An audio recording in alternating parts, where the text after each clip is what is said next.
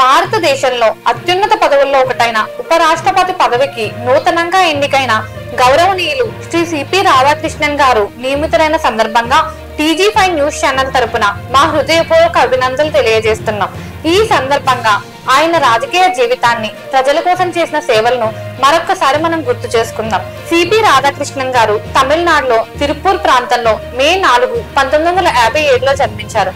1980లో BJP పార్టీలో join అయ్యారు. 1998 కోయంబత్తూరు నుండి 2 సార్లు ఎంపీగా గెలిచి ఆ ప్రాంతానికి విశిష్ట సేవలు అందించారు. ఆయన సేవలను గుర్తించి కేంద్ర ప్రభుత్వం ఆయన్ని జార్ఖండ్, తెలంగాణ, పుదుచ్చేరి, మహారాష్ట్ర గవర్నర్ గా నియమించారు. మహారాష్ట్ర గవర్నర్ గా బాధ్యతలు నిర్వహించారు. తర్వాత ఉపరాష్ట్రపతి ఎన్నికల పోటీల్లో ఎన్డీఏ కూటమి తరపున అభ్యర్థిగా పాల్గొన్నారు. సెప్టెంబర్ 9, 2025న నిర్వహించిన ఉపరాష్ట్రపతి ఎన్నికల్లో 452 ఓట్లతో ఘన విజయం సాధించారు. రాష్ట్రపతికి సహాయకుడిగా, రాజ్యసభకు సభాపతిగా, ఉపరాష్ట్రపతిగా ఆయన పాత్రకు భారత ప్రజాస్వామ్యంలో ఎంతో ప్రాధాన్యం ఉంటుంది.